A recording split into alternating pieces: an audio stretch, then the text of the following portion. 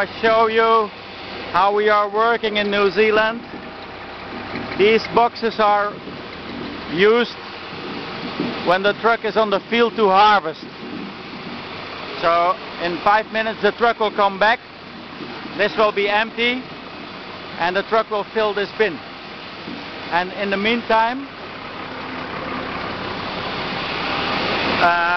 every time when we have time, we turn this tape the other way and fill the boxes. This is Matthias. He likes his job very much.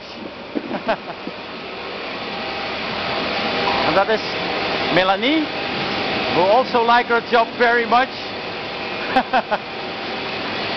Now, we work with 3 tapes. We only have 5 people now.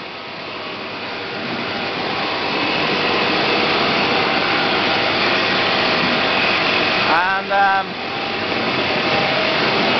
they are not big stars yet.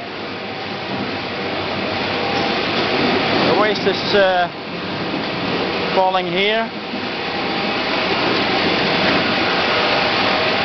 This is the corn.